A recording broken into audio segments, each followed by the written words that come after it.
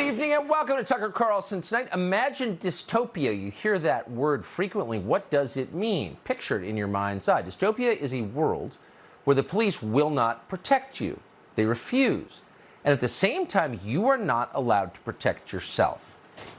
So who does that leave in charge? Who runs a world like that? Well, young men with guns. They're in charge. The cruelest and most violent element of any society. The people with the least to lose. The shortest time horizons. The shallowest reservoirs of impulse control. People like that have all the power. You have no power. And that means that everything you have is theirs. That's the end of civilization. It exists in pockets around the world, Mogadishu famously. But if you think it's confined to Mogadishu, you haven't been to Chicago lately. This past Friday, just before noon, a 30-year-old man called Ryan King walked out of a gym in Chicago's Bucktown neighborhood. Bucktown is a former Polish enclave just west of Lincoln Park. That's one of the nicest parts of the city. Real estate websites describe Bucktown as young and hip, a place where recent college graduates who can pay above average rents might live. It's where your kids might live with their friends as they start their first jobs. And that's how most people think of Bucktown, people who haven't been there recently. But local news accounts suggest a very different reality. Shots fired during Bucktown robbery. Man shot during robbery attempt in Bucktown. Bucktown couple shares account of armed robbery, and so on and on. Many stories like this. As he walked out of the gym on Friday, it was broad daylight. It was a weekday. But then a car pulled up right next to him. 3 young men jumped out and stuck a gun in his face. Here's an account from a local Fox station in Chicago. Ryan King turned into an alley near the corner of Wabansia and Oakley to get back to his mother's apartment when a dark-colored vehicle pulls up and 3 young men jump out. King says one of them pointed a gun right in his face, demanding his wallet.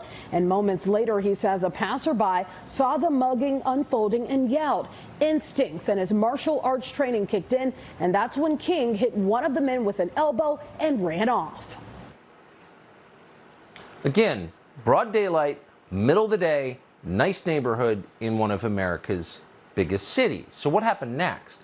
Well, according to reporting by CWB Chicago, just minutes after Ryan King was threatened with death for daring to walk outside in his own neighborhood, Chicago police spotted the gunman's vehicle. But there was nothing they could do about it. Their supervisor ordered them not to pursue it. So the criminals just drove off. And of course, they committed more violent crimes. In the hours after Ryan King was attacked, 16 more armed robberies were reported in the area. Police believe at least 2 organized armed gangs are now operating with impunity around Bucktown, which means the gangs are in charge now. That's what the collapse of civilization looks like. But it's now normal in Chicago. According to data from the Chicago Sun-Times newspaper, last year, police made arrests in just 12% of reported crimes. That's the lowest level recorded in Chicago history. And that's what it means when politicians hand control of a city to criminals. Here, you run it. In Chicago right now, taxpayers are more likely to be the victims of crime than criminals are to be punished for it. So the question is, why would anyone in Chicago pay taxes? You'd have to be a masochist to do that. And pretty soon, only the masochists will be. So how did this happen? Well, it's no mystery. There are many threads, but George Soros is a big one. Soros paid for this to happen. Soros backed a prosecutor called Kim Fox, who turned Chicago over to the most vicious people who live there. Not the decent, good people in all neighborhoods, the most vicious, antisocial people. The ones who truly don't care about others, who are willing to kill people for their shoes or their car. The worst people. And they run things now. This is from our Fox station in Chicago. Clutching pictures of loved ones, families come together to share their loss. My sister's name is Tiara Taylor. She died at 30 years old by the hands of her husband. It's been 336 days since the murder of my son that was 4 years old.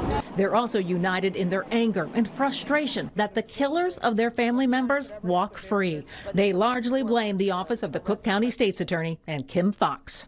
So we ask you, Kim Fox, how much longer do our families need to suffer in pain and sorrow with no justice for our loved ones being served? Our children's blood on your hands, Miss Fox, and I hope you see their faces every night. You think Kim Fox cares? You think she's watching? You think those scenes like that penetrate at all the shell of self-esteem that surrounds her? No, of course not. She doesn't care at all. That's why she did it in the first place. Someone should take action immediately on that. But she's not the only person who did this. The federal government also played a role, and you probably didn't know it was happening. Over the 8 years of the Barack Obama administration, the Department of Justice forced more than a dozen police departments around the country to enter into something called dissent decrees. Chicago was one of them. The Obama administration began an investigation into the Chicago Police Department, and they got a consent decree. Now, all of these decrees took the same form. They pronounced police departments guilty of racism if those departments disproportionately interact with African Americans, regardless of whether those interactions were legally justified. In other words, the law is entirely irrelevant to the consent decree, and so is reality itself.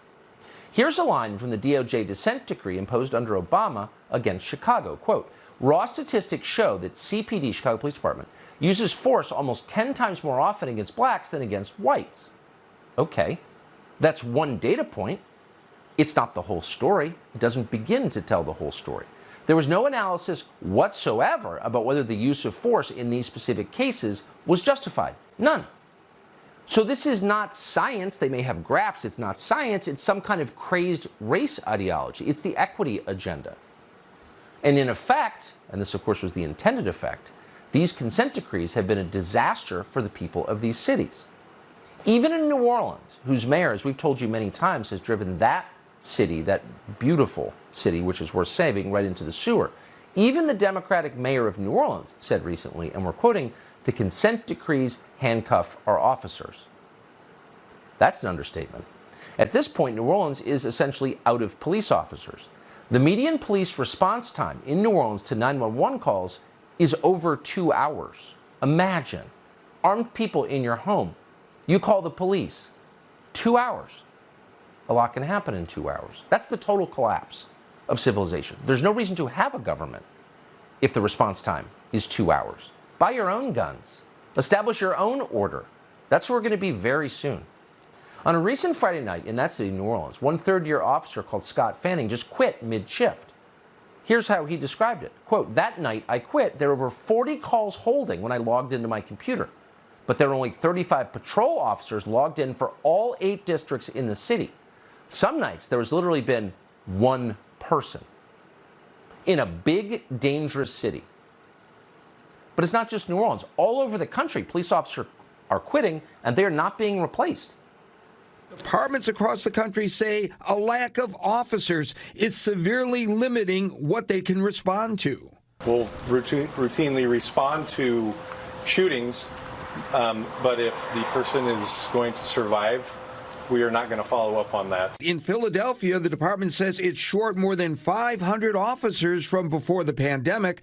Los Angeles also missing nearly 700 officers from its ranks, prompting the cancellation of its animal cruelty unit and forcing officials to shrink the size of its human trafficking, drug and gun units, and more. With officers struggling to respond to just serious felonies, communities are noticing an uptick in misdemeanors, like in Philly, where more than 30,000 abandoned car complaints are going unanswered. Oh, did you hear that? So the forces of compassion, of caring, the people who have much more evolved consciences than you do, the people who put coexist in bumper stickers on their Subarus, those people defunded the animal cruelty unit in Los Angeles. So dogs can get tortured to death and nobody cares. And people too. And the cops who remain on those forces, by and large, don't want to work there because who would want to work there for any amount of money? Terrorizing the police with threats of prosecution if they do their jobs. That's what the Democratic Party has done, and the effect has been what it was intended to be. Depopulating police departments. Crime surged. So in the end, they didn't tell you this, but they succeeded in getting rid of the police. And now politicians are just admitting it, out loud in a lot of places. They've decided to just legalize crime. Here's the mayor of Orland Park, Illinois, Keith Pekow, describing the state's new Safety Act. Watch this. As of January 1st, 2023, the following things will go into effect, and people need to be aware of this. It abolishes cash bail for almost every offense. This includes, but isn't limited to, kidnapping, armed robbery, second-degree murder, drug-induced homicide, aggravated DUI, threatening a public official, and aggravated fleeing and eluding. And keep this in mind, businesses and homeowners. Officers will no